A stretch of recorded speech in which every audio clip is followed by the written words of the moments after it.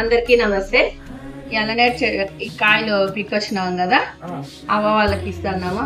మా గ్లాస్ అమ్ముతాను. ఎంత గ్లాస్ అల్లనేరు కదమ్మో, ఒక గ్లాస్ వచ్చి 100 రూపాయలు. అయినా అందరు ఇయ్యాల. ఎవరైనా కొనుక్కుంటారు? చేతులు ఏంటంటే మీరు ముగ్గురే కొనుక్కుంటారా?